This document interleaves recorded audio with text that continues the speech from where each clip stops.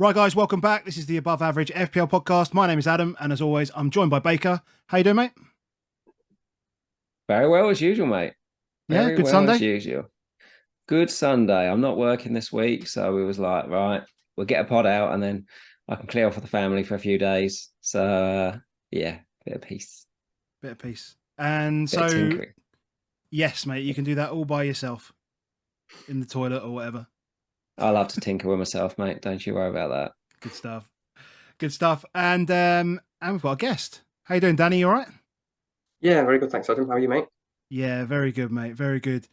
Yeah, I managed to actually put together a semi decent draft, in my opinion, anyway. And so I'm quite happy I can talk about that now. And that's going to be the main focus of the video today. And yourself, have you put much thought into the game as yet?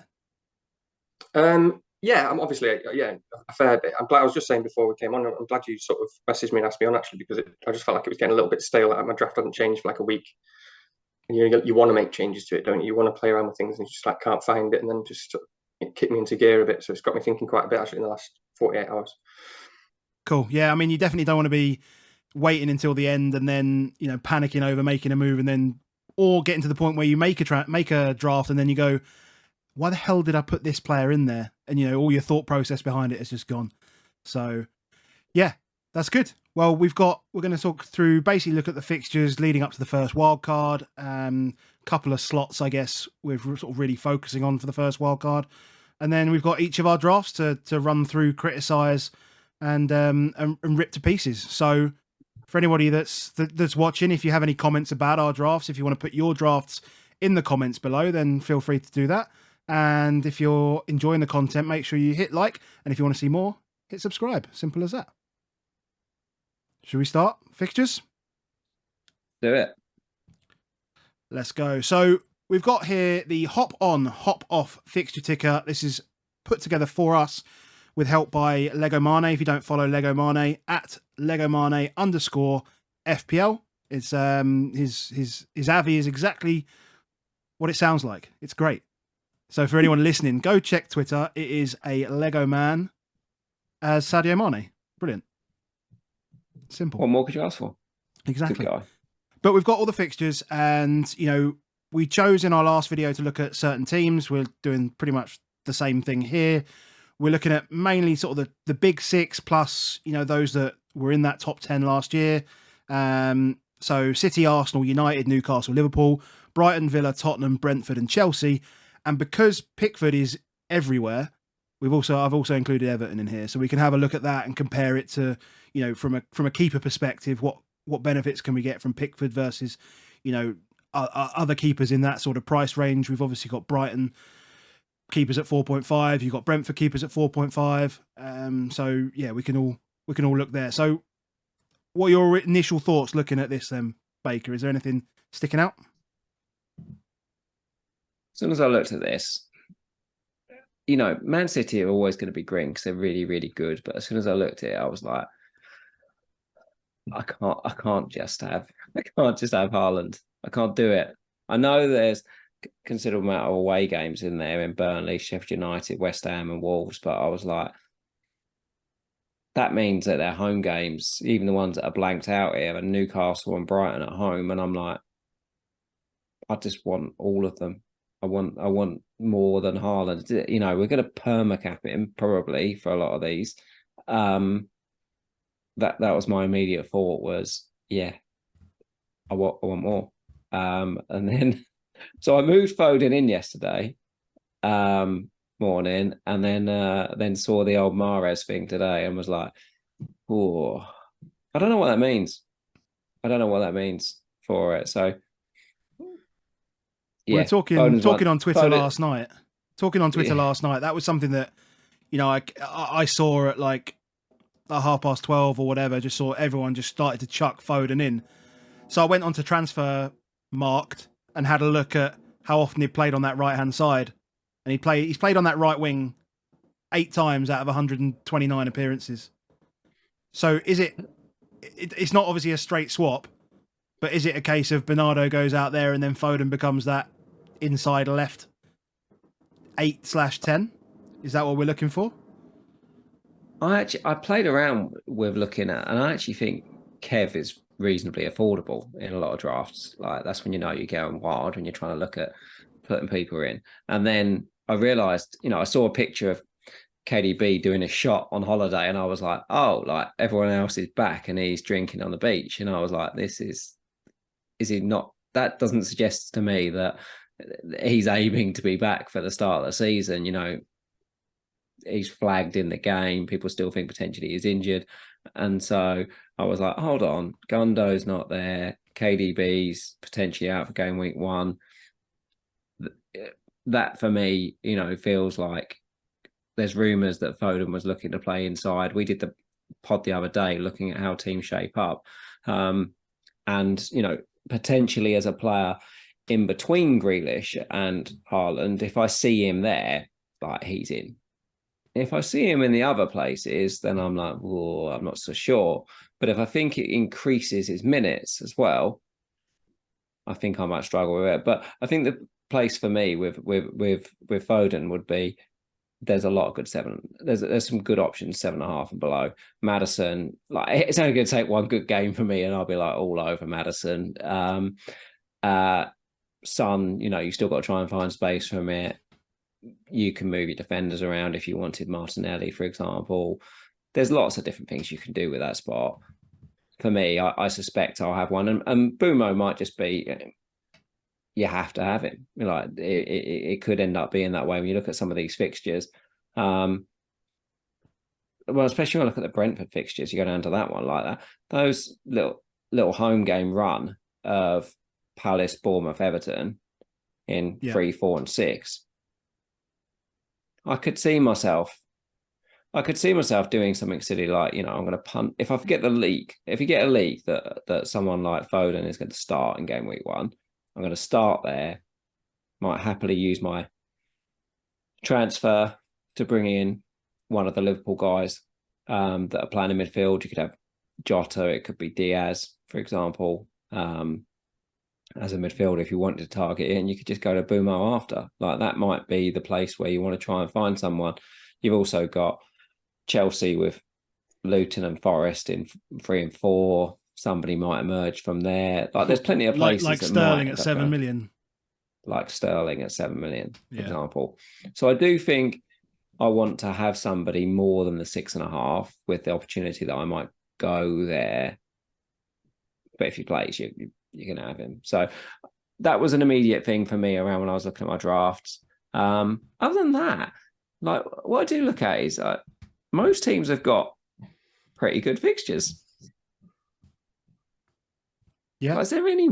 I mean, other than, do you think Newcastle is a straight hard avoid for 4 weeks? Danny, how do you feel about Newcastle? Yeah, I think they're a hard avoid.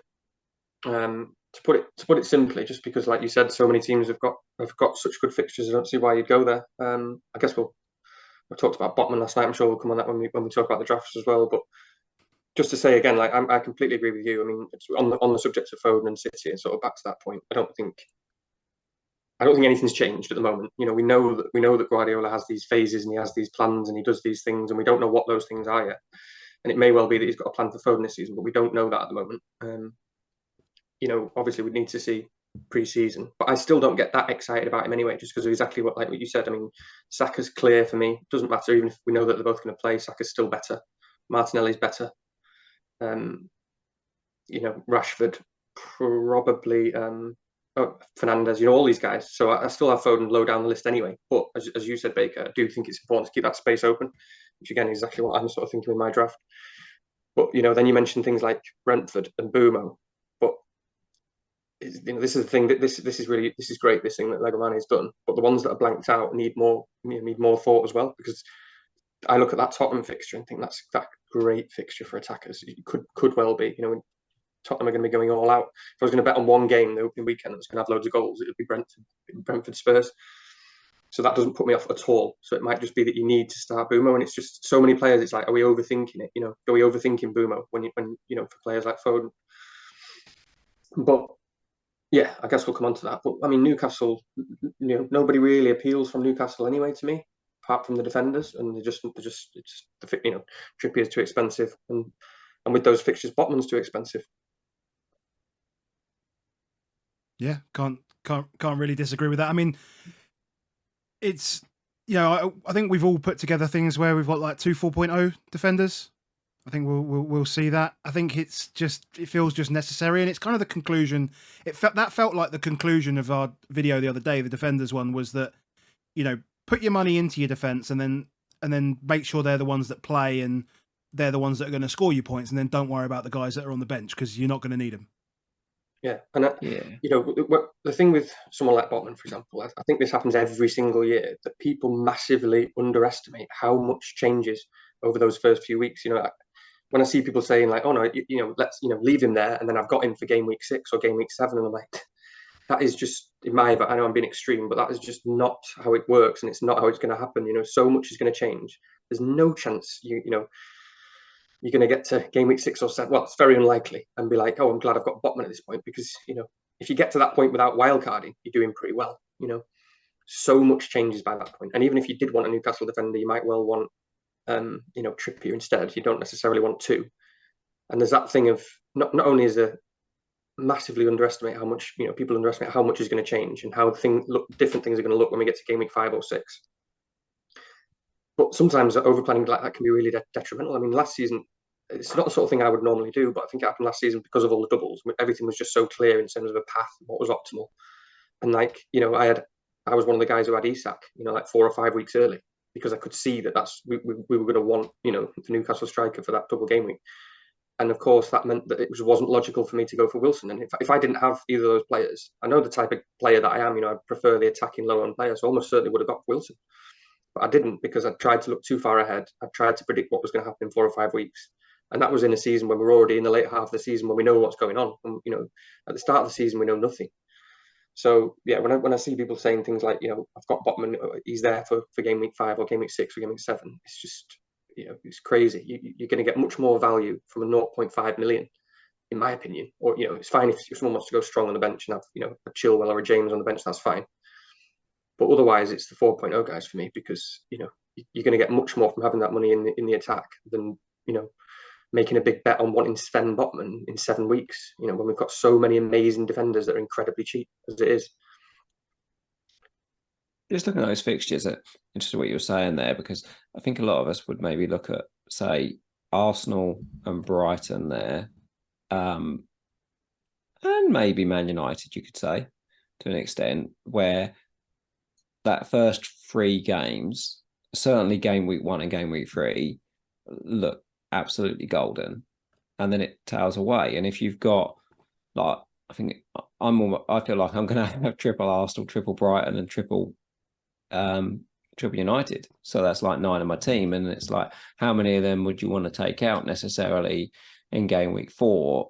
I think I do spend some time looking at game week 2 and game week 4, because so many of our teams look really good for game week 1, don't they? The second you put your draft in, look at game week 1, and you're like, yeah, it's perfect.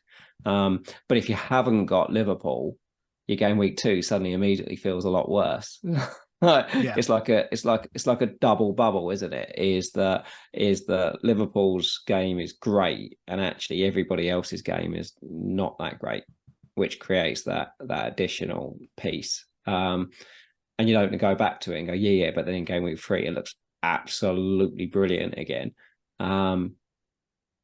It's hard. You kind of want to, like, perfect mind the whole every single week. You forget that teams play home and away. It is really hard to go on, Danny. Sorry, go on. No, I was just saying on those lines, it is really hard to find. It's that balance, isn't it? Because just like I was just saying about looking too far ahead, you know, and I do massively give more weight to trying to get the points on board, you know, early on, you know, when we do know what we know, or, you know, trying to get off to that strong start. And Salah in game week 2, and you just think, you know, so that is what I'm trying to say here, is that is why there's maybe a stronger case than there's being made at the moment for Salah in game week 2, because you can play that, still have a good team, get that captain in game week 2, and it's fine if you wild card in like game week 4 or 5 or 6, just about, you know. So you are getting those points on the board, but like you say, it's finding that balance. At the same time, as always happens at the start of the season, there are teams like Villa, for example, that we're going to come on to, which is why I wanted to, you know, we'll see the drafts in a second, but why I wanted to talk about that. But people get massively put off by that just one first game week fixture as well.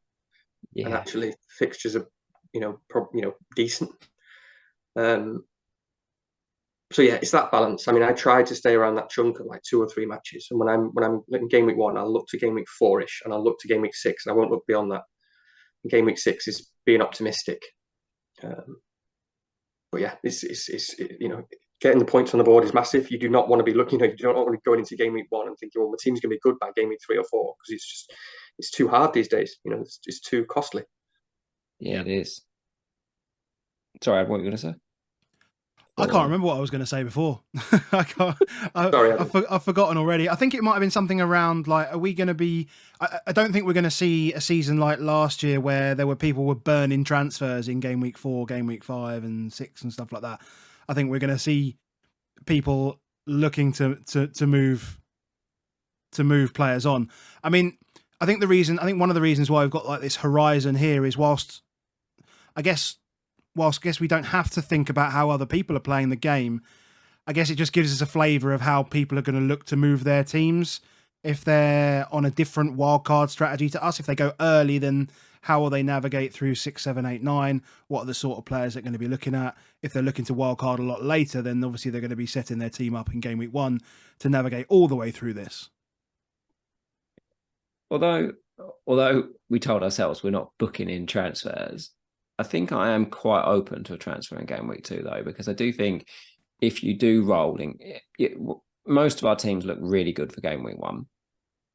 And then potentially, you're thinking, oh yeah, I want to roll in game week 2. So I've got, the mini wild card for game week 3. And you're like, who the hell are you taking out in game week 3? Because you're not taking out any Arsenal against Fulham. You're not taking out any United players home to Forest. You're not taking out any Brighton players home to West Ham. That's definitely not happening. You're not taking out Haaland at Sheffield United. You're not taking out your keeper. I do wonder, like if you do it, but maybe that's the way. Maybe what we do is we roll in game week 2, we make one little tinker in game week 3, and then game week 4 is a better time to start moving. Maybe some Brighton, maybe one of your Arsenal. It's exactly what I've done. It's exactly what I've done in my tinker. Is one transfer game week 3, and then like 2 transfers in game week 4. Hold on, no. Have you pro tinkered? You haven't just game week 1. No. I've gone through and I've moved. I've actually gone beyond game week 1, game week 2, roll, game week 3, 1 transfer, game week 4, 2 transfers. Yeah, I'm there. I don't know how far I've gone. Danny, what's your thoughts there? Well, you know me, I'm like massively against planned transfers. I've got a transfer in game week 7. Oh God! Oh my gosh! I love that. It's just it's hilarious. But I'm never getting to that point. I'm massively against planning transfers because I just think we have to. Game week 1, we have to expect that we've got everything wrong, and we usually have got most, or at least a good chunk of things wrong. But this season's going to be maybe more challenging than any other ever before. And I know we probably hear that every year, but when you think how many good players there are and all the information and review and optimal, that kind of stuff. And what's amazing this year about the prices is there is a huge amount of choice between really good players. And I know that's really obvious, but when you think about it, last year, honestly, the differences between teams were a Neto or a Bailey. The prices were kind, but it meant everyone had Salah because we weren't sure about Haaland yet. So Haaland, Salah, Trent, so on and so on, Reece James, and so the differences were Ederson or Ramsdale, Neto or Bailey, or there weren't significant differences. This year, the difference could be Martinelli or Saka, or Martinelli or Odegaard more likely, and there could be a 15-point difference on that in the first week. It could. I know this is really obvious, but and it's been said before, but they're all good decisions. But it's really going to test people's nerve this year because you've made a good decision that could be really punishing. And there's not necessarily any reason, especially in game week 1 or 2, to transfer one of those players. Like, I certainly, if I start with Martinelli and Odegaard scores a brace, I certainly won't be making that switch because it's not logical. But, you could find yourself behind pretty quickly. And it makes the process more important than ever, I think, this year. You've really got to be really, really happy with who you've picked and why, even if there's very little to choose between them. Because otherwise it could be tough for a lot of people to swallow some of the things that could happen this year. I think you're right. I think these next 4 weeks are going to get tough. Like, I think once people start banging them in, you start swaying. Like, I messaged you straight away this morning and said, look at Bowen's position yesterday. Well, we got 4 weeks of that happening. Yeah. I mean, it was something that I've just picked up. I wasn't really thinking about it in this way, but they've added 2.5 million to the ceiling of the pricing, right? Which is why everything's a little bit more difficult to try and get everyone we want compared to last year, because everything looks soft this year still, but because they've kind of squeezed it in the middle. But that top end is so difficult to get to, isn't it? To get all three. What do you mean? As in? So I mean, if you're looking to get the top end of each price point, right, then it's more difficult then to backfill with good players, and you're relying on minutes punts rather than last year when the top forward was 11.5 million, not 14. And defenders and midfielders, you've switched 500,000 each between Trent and Salah. They've moved 500,000 each way, but just that shift up to 14 has just changed everything. Seeing as we've all got Haaland in our teams. Yeah, you're not seeing any of that. I don't see any Haaland, Salah, and Trent, type drafts, do we? That is a good point. Basically, all our teams look fantastic, but it's because there's some really big people not in it. Yeah. Or it's obviously going to get interesting. If Salah is optimal, if review comes out and says Salah, then that's going to be interesting, because it doesn't necessarily mean that I'm going to change anything for one. It's unlikely, but lots of people will. So then suddenly Twitter becomes a different place with lots of people with, whether it's Haaland and Salah or whatever, Trent or so on. Oh, it takes so little. It takes a big account recommending it. It takes review doing it. It takes a brace and a friendly. That's all it takes. Yeah. Mm-hmm. We're seeing no Edisons at the moment. I'm still fairly sure that Edison will be optimal on review. Yeah, look at those fixtures. Those fixtures. They absolutely will. Should we look at teams? Before we look at teams, just one on here. Go on then. Because Danny is a Man United fan, and I wanted to ask this based on it is Onana. Mm. Do you think you will get? Let's just assume he's 5.0, because they've priced virtually all the players around that at 5.0. He might be 5.5 because Hope's 5.5, isn't he? Yeah. So it could be 5.5. I think at 5.5, I don't think anyone will. But I think at 5.0, I think he suddenly will become popular. And this will be based completely on a win, by the way. Just whatever the mood, whichever bloke happens to be in the office in Towers that day, and just whatever he's feeling like. So there won't be any thought into whether he's 5 or 5.5. But if he is 5.0, how do you feel about him? I think, it'd be hard to say that he didn't look like the best value keeper maybe on paper. It's hard on the United, isn't it? We got the most clean sheets last season. We didn't have the best, defensive numbers. Doesn't massively surprise me that we overperform those numbers, really, the way that Ten Hag is. But yeah, it just depends how desperate I am for that. It can wait. I mean, again, it's thinking about points on the board. You do like those 2 first home fixtures. Nothing.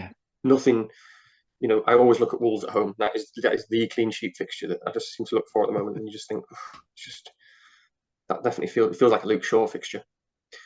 But I suppose that's an important question. Like, at the moment, I've got Shaw in my team, and I wouldn't have both. That might not be logical, but already if I'm looking for 0.5, I am thinking, how much do I want Shaw, and how tempted I am by those early couple of fixtures. So it wouldn't really save any money necessarily. If you are thinking of going with Shaw, you'd just be swapping it around and maybe getting Stupin or someone you haven't got. But I think I think I really like Onana at 5, but I think if it's more likely that I won't own him in game week 1. Just because, again, looking at that sort of 6, 7, 8 week horizon, there's some really good fixtures for Everton or Brentford and so on. They are. They're all good. When we look at this, I looked at this, I was like, you can kind of see why everyone's going Pickford at 4.5 with those fixtures in there. The 4 home, Fulham, Wolves, Luton, and Bournemouth. Like, it's about as good a 4 as you probably want. And even Sheffield United and Brentford away. Yeah. They're good fixtures, and then Brentford, Flecken at 4.5. Providing we absolutely know that Raya's not there. I was looking earlier. I wanted to try and see about passes. We love our bonus on our channel, and attempting 30 passes is the key. So for a keeper, as soon as a keeper starts attempting 30 passes or more, they're likely to be in the bonus, because that's certainly centre backs are never beating a keeper that does 30 passes, because there's too many things that keepers get other baseline for compared to what, say, centre backs do. So the only way you're losing on bonus is if defenders or strikers start scoring, but you are just almost nailed onto it. And De Gea never gets his pass completion on it, but Onana made 36.5 passes per game last season.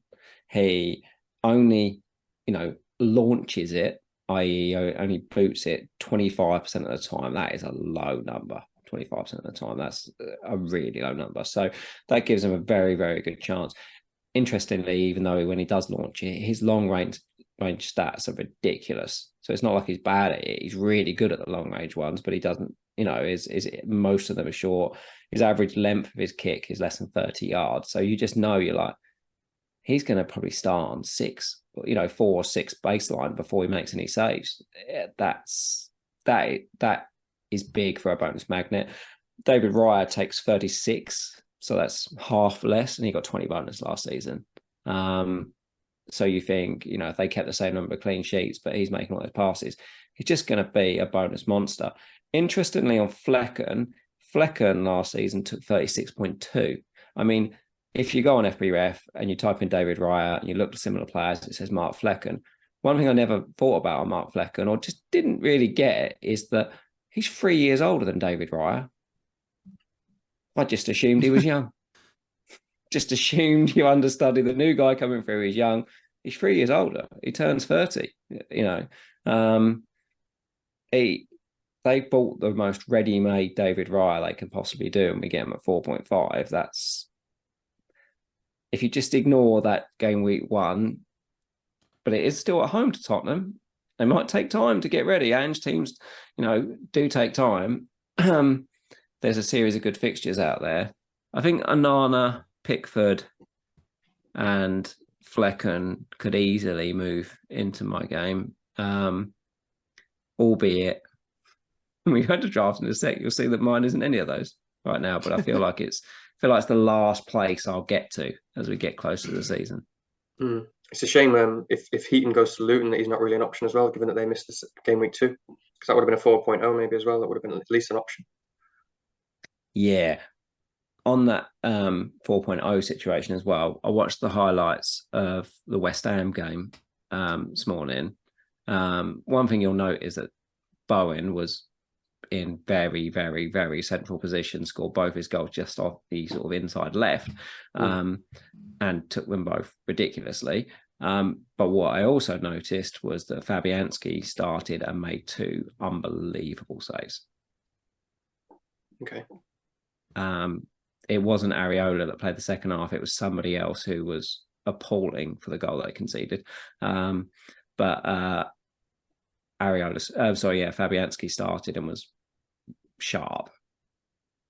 Okay. Sharp. So it might be, if Heaton does go there, then it's be much better to get Heaton as your number 2 anyway, if you are going a 4.5 and a 4.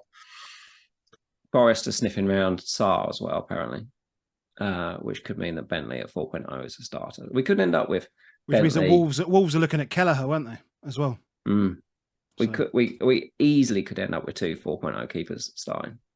We're going to get one, I reckon. In which case, I mean, like, why wouldn't you? I mean, you could just bring. I mean, it doesn't matter who you bring in at that point. I was just thinking, like, how much do you lose by just missing that game week 2, like in the grand scheme of things? Like, you're picking a 4-5 keeper, they're going to be 2, 6, maybe 10. But You're going to lose out on 8 points, maybe max. if Heaton goes to Luton and is the starter, then you immediately gain a double game week goalkeeper at some point. That's just gold. Yeah, absolute gold. Like, so Heaton will be in everyone's team the second he goes there, because you want somebody else with him, and then you just bring Heaton in on the game when it's a double, which is it's against Burnley, so it's not even the world's worst double. Yeah, true. Come on, let's get to some drafts. Who do we want to start with? Should go guess first, shouldn't we? Might have the most conversation about it. So, do you want to read this out, Danny, or do you want me to read it out for you, for everyone listening? Yeah, go on, you read it out then. Go for it. So okay, so we've got Pickford in goal, Trent, Gabriel and Shaw at the back, midfielder Saka, Rashford, Bumo, Mitoma and Martinelli, Haaland and Watkins up top, and then a sea of 4 and 4.5s. On the bottom, 3-5-2, no money in the bank. Thoughts? Or thought process? Yeah. So I mean, obviously, there's straight away a few positions there that people will be maybe questioning. And I mean, my process whenever I'm doing a draft, and I'm sure everyone's pretty similar, but I sort of spend weeks thinking about who is definitely in and why, and trying to rule out, trying to sort of give myself fewer decisions to make throughout the process, and then I deliberately keep lots of positions quite fluid. So at the moment, in my mind, I'm pretty set on Trent. Obviously, lots can change, and I know that's a debatable one, and we'll definitely talk about that, I'm sure. And I can totally see, great looking teams without him and how it can work without. But I feel pretty settled with Trent. Sure, I was pretty settled, and there is that discussion with as you said, with Onana. I mean, Onana may impact Shaw's bonus as well. I mean, previously, whenever United got a clean sheet, it was 7 points for sure, but I've been pretty set on him. And then obviously it's again in my mind, Rashford, Saka, and Martinelli are pretty nailed. So it's those other positions. So I've got Watkins there, but now that's not obviously. I'm probably not likely. I don't want to be those guys that deliberately puts. I'm not putting on deliberately putting on a draft that's not in my mind. But the reason why Watkins is there, I may well go with him because I think he's a lot better than people are sort of giving him credit for at the moment.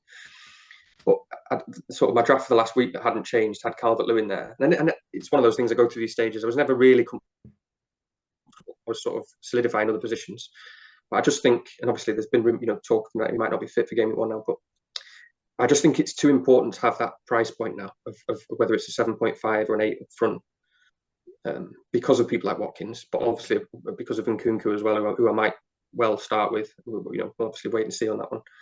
But I just think that price point is really important for flexibility and just giving, because price points for me are a big one.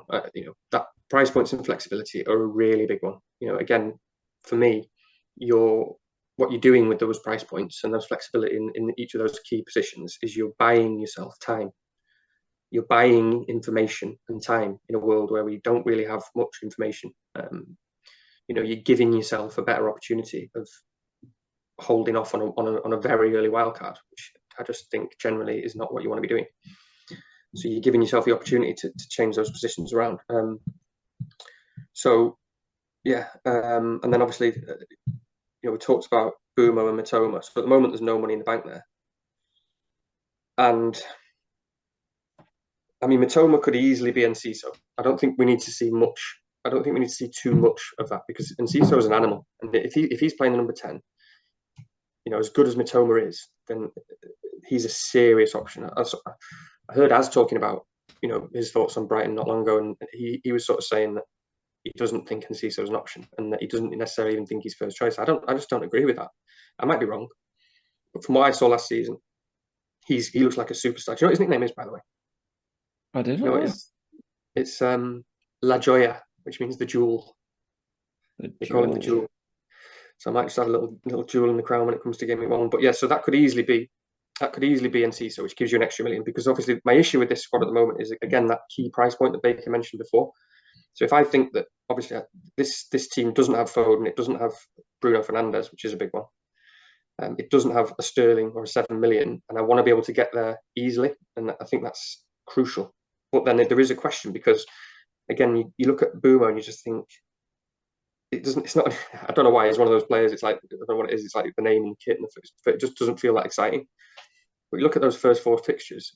Brentford were really good at home last season, in particular. They really did stand out as one of those teams that were much better at home than away. They've got 3 of the first 4 at home. The first game's against Spurs, which looks like a goal fest. He's probably on pens, and he's just such a cold finisher, and you just think.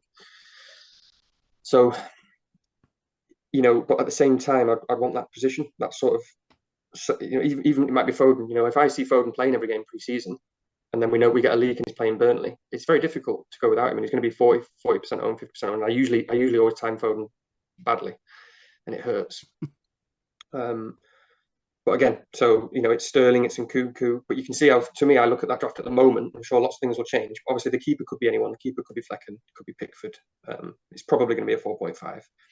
You've obviously got triple Arsenal. Gabriel, it doesn't have a Stupinan, and that's something I really need to think about, because, again, I mean, I had a Stupinan all season last season. He's incredible. But that's where EO does actually come into the conversation a little bit as well in game week 1 about kind of what's safe and what isn't.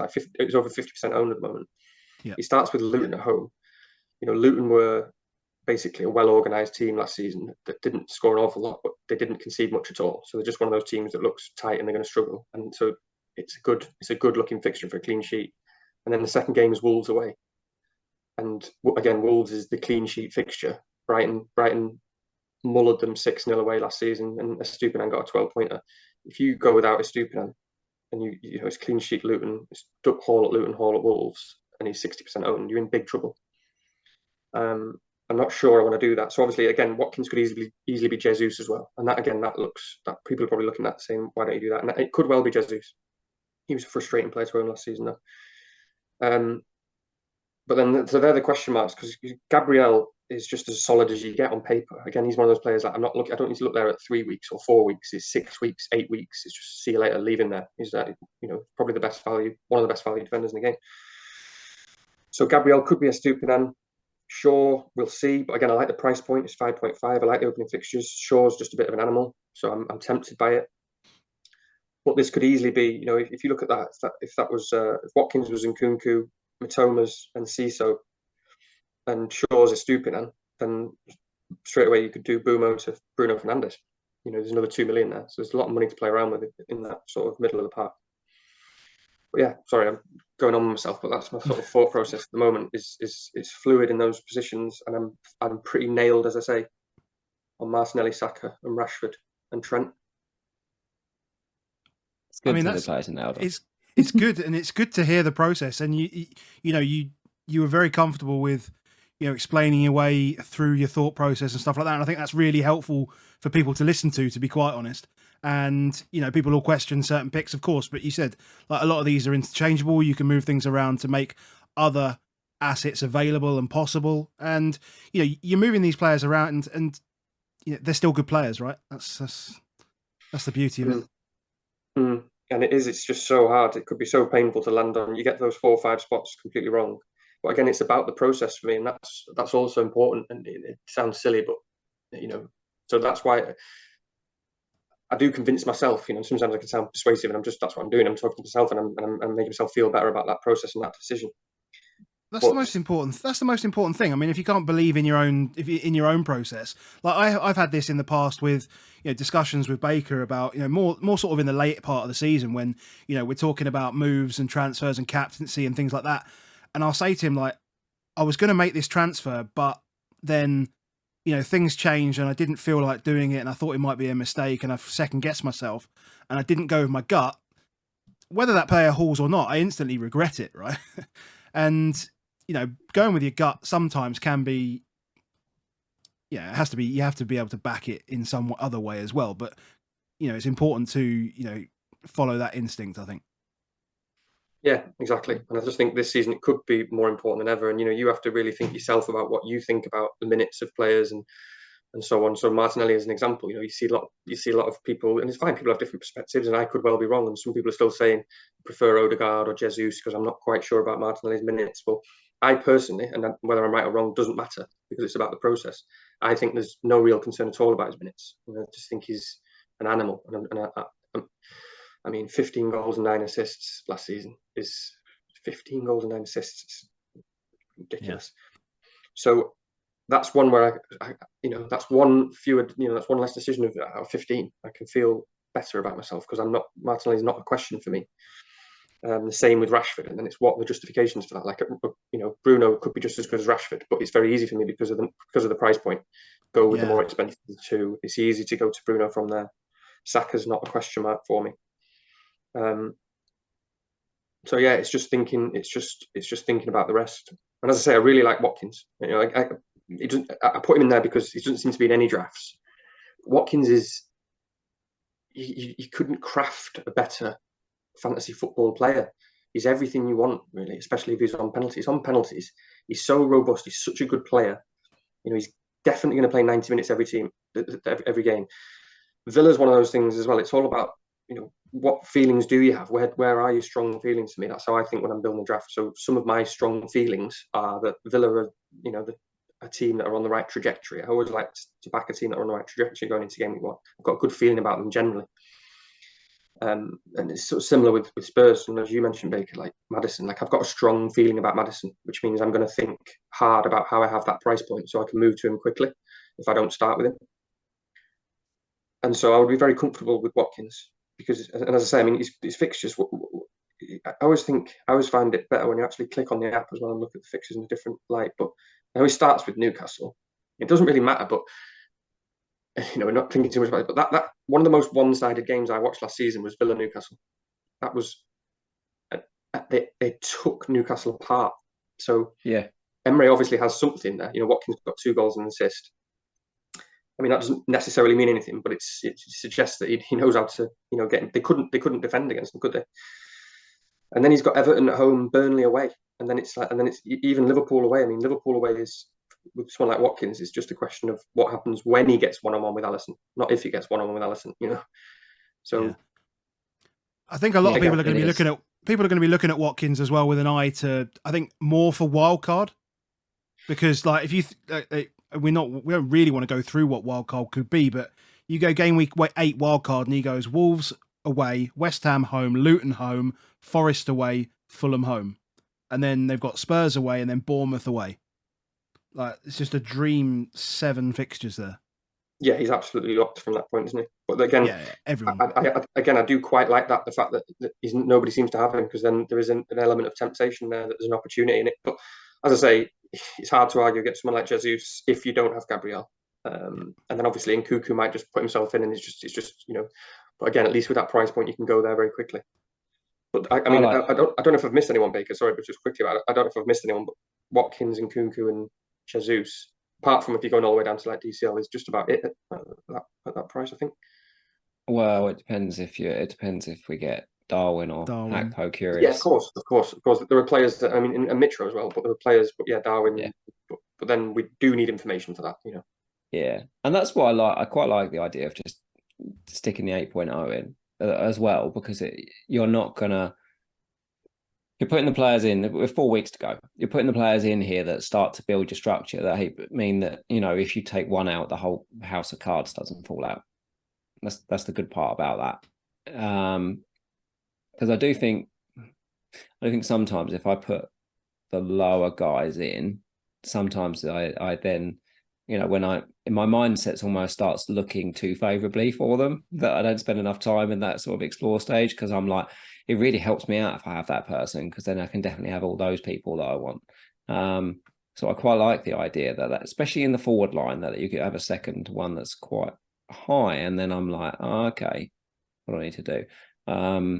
I've kind of got a reverse option in that sort of situation where let's go to you. Let's go to you, because you're both criticizing my draft without actually even seeing my draft. So let's move to you. We're we all set these things up based on our balance, though, I think, in our mindset for this one. So it's really interesting when you started that, Danny, and you said that about, you lock the players in that you want, and therefore you're then finding the pieces of the puzzle that you've got around it. I felt the other way with Trent and Salah, in that my immediate thoughts were, I'm not going to put them in my draft, because to put them in my draft, I have to then move like at least two of the players out that I want. And therefore what I'm going to do is, I want to really make sure is that if I put them in, I'm really locking them in by being really comfortable that I'm making the sacrifices in certain players and knowing the kind of players that I'd have to sacrifice for it. So it's an interesting world where I'm going to have to go through that decision, whereas you're not going to have to go through that decision because you've already gone, yeah, they're in and they're there. So I haven't got that. I mentioned before, keeper. All I've really done at the moment is think I haven't got 3 Brighton players, so I'm just going to put my third Brighton in goal, in Verbruggen, that I think will play as the starting keeper. I don't know that. We'd have to take it on, but my keeper certainly isn't settled. And I really like the idea, just looking at Pickford, looking at Flecken, they're really good. I do think Onana is the one that are there. Hence why what I have done in this draft, you look at the top of it, you can see that there's 1 million in the bank, because I'm assuming I want to do something with it. My defense, so we've all got Gabriel, Shaw and a Stupinan, my other two. I can't see a world in which a Stupinan and Gabriel are not in my final lineup. I think I'd still have those both if they were 5.5. So those two, I think, are really, really locked. So if you're telling me about where's my locks, Estupiñán and Gabriel feel like locks for me. That third one, I like the idea of Man United defence. So either having a Nana and Trent, but then, hey, that's not finding a lot. That's finding a fair few million extra quid. That's 3 million extra quid on my current draft here to find. So that million quid bank is also going to have to mean that I've got to switch down, which could be. I've got Bruno in this. I could go Bruno to Bumo, and then I could do Shaw and Verbruggen up to Onana and Trent. And I reckon that's popular as hell once that comes in, if it comes in at 5.0. Midfield, like you say, Saka and Rashford have been locks for me since it started. Haven't taken them out in any tinker, just left them there. Haaland has been obviously in all of them. I've not mucked about with that at all. And then my other midfielders, Bruno, Matoma, and Foden. Matoma's there until I know otherwise. That's my easy way on that one. I still, we all had Solly March for quite a bit of time last season. We were very much, you were March and Mac, weren't you, Danny? Danny, did you start Mac 10? Were you the originator of Mac 10? Yeah, in the world. I have to say, yeah, it was. It was in our group chat, wasn't it? It was. It genuinely was. Everyone says it, but most people don't know. Danny originated Mac 10. Anybody else who's used it stole it. Amazingly, I stole it a couple times in the pod, and people commented pretending like I'd invented it, and I was like, I'm not correcting them.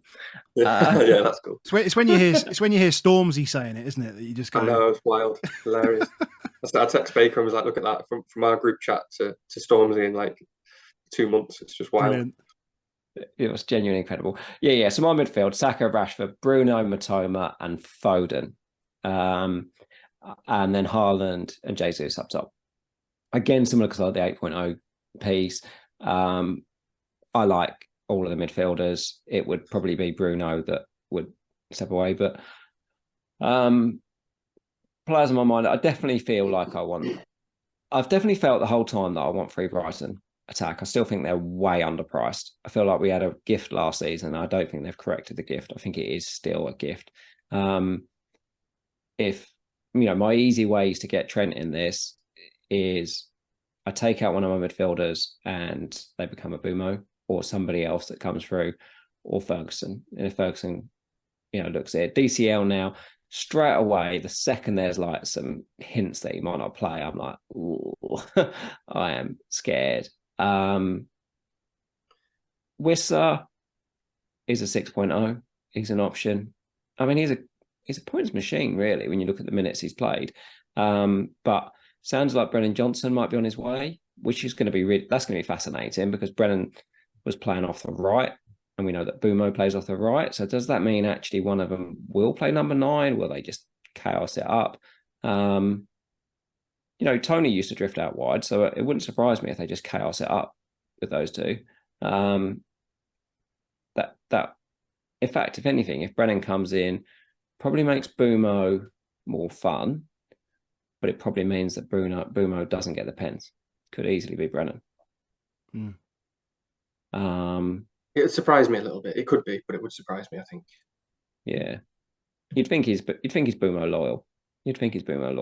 Certainly for the first one, but kind of want one in pre-season to find out. But that would, if Brennan and Bumo are there, I'd start thinking Whistler's just limited minutes again, and he definitely wouldn't be in the equation. And Foden, I have the opposite on Foden, is that for the last 2 seasons, Foden has effectively been my highest point scorer in terms of game for 2 seasons running.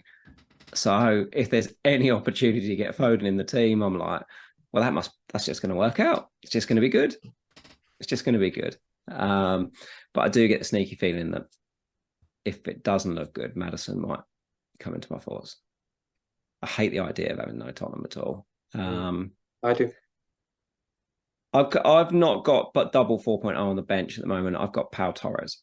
And I think if you haven't got Trent, I think a Villa defender is, whether it's Pau, whether it's Cash, depends on who he thinks definitely playing in those ones. But I suspect Pau Torres is literally bonus god, like in terms of how he plays. He's got everything that you'd ever want to be a bonus god for them. And game week 2 is home to Everton, when all of Shaw, Gabriel, and Estupiñán are away. So if anything looks a little shaky, you have got that option as somebody to flip in. And I think Emery's great. So I believe that they're a good team. I don't hate the idea of having a piece of them from the start. So when you say Watkins, I'm like, yeah, don't mind it. He took a pen yesterday, I noticed, but Tillmans hasn't started yet. So we'll have to wait and see what comes about from there. But I think Pau Torres is the standout of 4.5 for me. I'm not convinced. I'm not 100% convinced that Cash takes that right spot. I think Conte might go out there. Cool. No, I just want to say at some point, I feel like we need to talk more about Trent. I feel like there's a bit of like almost cognitive dissonance going on there in the community in general, because it's glossed over pretty quickly. Do you not just think though that everyone is a little bit waiting to see what formation they start playing with? Maybe, yeah. It hasn't really crossed my mind that he wouldn't just stay in the same position. I'm going to be pretty shocked if he doesn't. Why? If he was staying in the same position, I know it's a lot of money for Fabinho. Like they're getting 40 million or whatever it is. But the idea that you'd let Fabinho and Henderson go in a summer, that's a big go. Like, just because at the moment that would either mean Mac plays the left. If they play the box midfield, that puts Trent as the right centre midfielder, and it puts Mac as the left, or Bacetic. Is that how we say it? You can't play Curtis Jones as a deep left. They could do that. They could play Mac and play Curtis Jones in front of him. Curtis Jones did really. We've said it before, but we hate him when he plays off the right, but we like him when he comes in from the left. Doesn't offer him any width, but he is good in that spot. So I like the idea that they're trying to completely freshen it and get rid of those players that have been around for a very long time. But losing Fabinho and Henderson and Milner and Keita, like that is still 4 players that played in that centre midfield. Thiago definitely can't play in a box midfield. No chance at all. So it then makes me think maybe they will go back to a 4-3-3. I mean, they might, but I find it hard to see, just given that there's such a transformation last season, and you seem to be building the whole team around this new formation. It'd be a bit strange to just suddenly be like, yeah, go back to the old school. You might, but I think I don't know. You have to think what you're going to do if we do see that he is in that same position. Mm. And I don't know. Just again for me, for Trent, just trying to simplify it. Going into game week 1, it is unpredictable. We just don't know what we think we know everything that's going to be happening. We have got a pretty good idea, but when it comes to even Brighton or Man United and the defence, and especially, and maybe less so Arsenal, Gabriel, clean sheets are unpredictable at the start of the season. I'm not saying that's it's just a bit all over the place. And with Trent, you're not making one bet. You're not betting on clean sheets and these teams that we think are really good being really good. You've got a player who's, assuming he's playing in that position, has got as good attacking numbers as most of the best midfielders in the game. So you're giving yourself a huge chunk of potential points. I mean, what he returned in something. He got like 8 attacking returns in a 10-game stretch last season. So Trent's the sort of guy. It wouldn't surprise you at all if he got an attacking return in each of the first 5 or 6 games. So, and obviously, again, the unpredictability with clean sheets applies the same to Liverpool. They could come out and be superb at the back, or they could just be really on it, energy, and they could just, any of those things could happen. What I'm saying is, with Trent, you've got this big, massive chunk of this attacking potential that none of the other players have, not even close. No, you're making a really safe bet in that regard, but you've also got the price point, because it's going to tear people's teams apart if they suddenly realise I really need to get to Trent. Nobody wants to be making defender transfers. Nobody wants to have to make more than 2 transfers in order to afford someone who's 8 million. And it just seems to me like, not having Salah is one thing, but not having Salah or Trent is a bit much in terms of that flexibility, in terms of where you're going to focus those transfers, assuming that everything we think is going to happen is not going to happen. Yeah, it does look. Oh no, it does look like, when I said you look at it in game week 1 and you're like, who am I going to be in game week 2? Well, I just want loads of Liverpool players, but I can't afford any of them because the 2 I want are way more expensive than the ones that I've got there. But there's definitely that part in me as well that thinks if Liverpool bang at Chelsea. I mean, Trent. I know we say it all the time, but he can get 24 points in any game because he's a ridiculous player when it comes to that. The passing shots, and Haaland could pull a hamstring in the first week, and then it's obviously you can make changes, but it's be nice to have Trent there. I don't normally captain defenders, but playing in that position, I think it's different. I think it's different.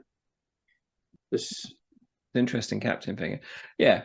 For me to get it to happen, I feel like I need to be really certain on one of these cheaper midfielders or the striker. So I need a Ferguson, or I need a Bumo. They're the easy ones where I can just free up the money in a heartbeat to get it. So I think that brings you to your team, Adam. I think it does.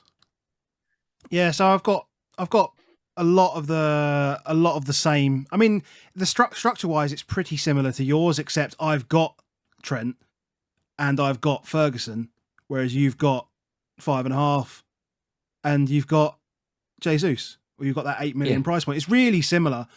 So for now, I've got Pickford in goal, and I've got Trent, Gabriel, and Estupiñán across the back 3 for all the reasons that have been explained on those 3 guys so far. Gabriel nailed. Timber's obviously a right-sided centre back, so that's like Saliba's position. He's not going to be threatened by Kirior. He's the number 1 guy, so just lock him in. Estupiñán, phenomenal at left back for Brighton. Their attacking numbers are ridiculous. Their fixtures are brilliant. I'm not against moving off Estupiñán later on, but to start with, especially, just get him in. And Trent, again, I'm not against moving away from Trent, and I'm comfortable in making those kind of decisions, thinking that I can go without him potentially from 3 or 4 to game week 8 and then bring him back in on wildcard. I have no issues in thinking that kind of thing. My midfield will be Saka, or at the moment is Saka, Rashford, Bruno, Ødegaard, and I've got March in there at the moment. I just think Mitoma was superb middle part of the season and kind of flowered off. Again, a lot of it's going to be about seeing how Brighton set up in their friendlies and seeing how they look to start. Same video I saw that Az put out about Enciso. I saw that, and he was talking about João Pedro in the 10, etc., etc. We don't know who's good. It means João Pedro could start as a striker, which impacts Ferguson. He could start as a 10, which impacts March potentially, although March is probably... Well, no, March and maybe Gross off the right, I don't know.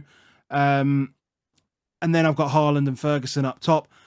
I just like Ferguson, and I've done exactly what you've said, Baker, is that you get these lower priced players and they facilitate other things, and maybe you do overhype them, but I just think he's an excellent player, and I think he's just, I haven't felt, maybe it's just his stature and his size and the way he plays the game, but you don't feel like anyone's kind of come onto the scene and struck a ball like that at 18 years old since Rooney. Like, you just don't feel like you can come in and strike a ball like that the way that he does. He's got, commanding in the air, etc., etc. So, it could be a breakout season for Ferguson. He's got perfect fixtures to start up, and if De Zerbi wants to give him the opportunity to do so, it's there. So, my bench is against Ferguson. Yeah, I feel that way on Ferguson, because I know people are saying it, but it is completely different. He is a big guy. He can hold the play up. He can bring teams into it. João Pedro can't do that, and the other players in their team for that can't do that. And Dav's not that type of player. It feels like Ferguson should start. I just kind of want to see it. It's kind of like he's had a season to warm himself up and bring himself into the fold, and it's kind of like go time now. It's now Ferguson time. It feels like it could be like that, but again, it is a wait and see. People always keep throwing in this fact that he hasn't played 90 minutes in every game, and I'm like, who cares? Well, I did that last week. Is it really a big deal? If he starts every week, you won't care about it. You genuinely won't. It's really, really, really unusual for a young lad to play 90 minutes in an attacking team. They're going to make transfers. It's fine. Subs. Subs. Yeah, they're going to make subs. But like you say, I don't think they've got anybody else of his size, and the style of which he plays, and he should be the future for them. Yes. That's what they're looking to do, is bring that through. I do think that a little bit. I do worry a little bit about old Bueno Notte. Good night. If you think about Enciso coming in, he really did bring him in. He could be an issue for March minutes. March isn't getting younger. That's definitely one I want to try and look out for in pre-season because in Enciso he sort of dribbled in, and then bang, he's been in for that last 10, 15 games. Maybe he's doing the same with Bruno Notte. So we have to see it. Yeah, I mentioned earlier on that I've made a transfer in game week 7 already, which is obviously to Danny's absolute disgust. But I'm not against the Branthwaite on the bench, and I'm hoping that his time at PSV means that. Well, I spoke to someone in our Discord, Everton fan. So shout out to you, Steve, and just discussing what's the feeling around Everton fans around Branthwaite in particular. And he said, I mean, obviously I'm just quoting one person here, but he said apparently Dyche is giving him some kind of guarantees of minutes here and there, or whatever, or guarantees of minutes. And if that's the case, if that is true, I haven't done enough research to check that, but if that is true, then 4 million into that defense could be fun. And they've got Wolves game week 3, so if you're looking at getting a player that's playing at home, who are you not playing that week? No, I am playing. I literally just called it up. Right, no, it's game week 4. It's game week 4. Yeah. No, game week 4. Actually, no, game week 4. So game week 4, they've got Sheffield United away, and Brighton have Newcastle at home. You're still playing stupid, mate. You can't convince yourself. Yeah, you're not going double 17 points away at Arsenal. Yeah, it'll happen. But I mean, Adam, why Branthwaite? Why, when we've got Bayer and Baldock, for example, who are definitely going to play? You can't. Is it really worth taking a risk on someone you don't? I mean, maybe we'll see in pre-season. We'll see in pre-season. I mean, yeah, it's just a placeholder at the end of the day. It's just it's something to talk about in pre-season. Sorry. Yeah, true. Sorry, I was just going to say, do you know that Baldock's a Greek international? I did know that. What? Yeah. He was actually marking Mbappe like a couple of weeks ago in a 1-0 loss to France. Yeah, man. Brilliant. I think I'll try and have a couple from, if I can have Heaton not playing in game week 2, and then maybe Bayer as well. That would, I think I'll be tempted in on trying to get myself two cheap doublers into the team as an option. I don't really like the Bell and Bayer, but if we could do Heaton and Bayer, getting a couple of Is there double any game week discussion about players. when this double game week's going to be? Nah, don't know yet. But they I can thought do it was whatever ages they away. want. I might have misheard that, but I thought it was ages away. I don't know. No. So we'd have wildcarded plenty. If they both go out the Carabao immediately, Oh, they could be. Just get it done. Yeah, it could be. Could be. So that's where we are. That's where we are. Let's go back to here. Yeah, that's where we are at the moment. So, plenty of time still to go. We've still got like 4 weeks, 3.5 weeks to go. Yeah. Plenty of tinkering. We should do our little plugs for it. So we're using Draft Hound for that. Yes, forgot to say. So we're using Draft Hound to show our teams. A link to Draft Hound is going to be in the description below. There was a link there if you read it already. But yeah, link down in the description below. Obviously, it is an affiliate link. So if you do use that link to sign up, then we will be compensated for it. But it's at no extra cost to you. So it's up to you whether you use it or not. But we'd really like you to. So anything else that we need to plug? Oh, I guess the mini league. The mini league. Oh yeah, we should plug that. Mini league 1 Feb 93 is the league code, which is so far the best league code out there, especially for anyone born on the 1st of February 1993. So make sure you join up there and get involved. Danny, where can people find you? Yeah, on Twitter at move78_FPL, I think. I always forget whether the FPL's at the start or the end, but yeah, at move78_FPL. Yeah, aka Bullet, which is a long story. People, Matt Damon, but just ignore all that. Good stuff. Can we give people even a clue as to why you've got Matt Damon as your profile picture? There was no logic behind it. It's one of those things where I just created an FPL account just so that I could reply to people and try and just shout out opinions. But when I didn't have anything there that previously existed, so I never imagined for 1 second that I'd have more than like 2 followers ever. So, and I just it's just one of my favorite ever films, The Bourne Identity, and I can't remember. There might have been something else. There's something that happened. There's definitely meaning behind Move 78, which if anyone watches, if you want to watch an amazing documentary, watch AlphaGo on Netflix, which is about an AI computer against a human, which is just unbelievable. And then Move 78 will make sense, and it's also sort of relates to my kind of approach to FPL. And yeah, Bullet's an old computer, an old Halo tag and stuff like that from back in the day. Amazing. I had to get rid of any old tags. If you know from way back from the original content that we did at the start, you'll know what it was then. But that's long gone. But yeah, I'll freshen it up at some point. I'm put my face on there one day or something. My name. Good stuff. Good stuff. Anything else, Baker? Oh, good, mate. Let's go. Let's go. Cool. So, very last request. If you did enjoy today, make sure you hit the like button on your way out and subscribe if you want to see more content. 3.5 weeks to go, and we'll be coming up. Next is a video with FPL Nima when we take hot takes from the Arsenal game against the MLS All-Stars, and we'll see how Arsenal are looking in terms of pre-season. So that'll be out later on in the week, whilst Baker takes a little break with the family. So I'll see you next week, mate. This is going to look like I'm deliberately avoiding an Arsenal pod. And it's true. No comment. Danny, thanks for coming on, mate. Speak to you soon. Nice one, boys. Appreciate it. Cheers, mate. See you later.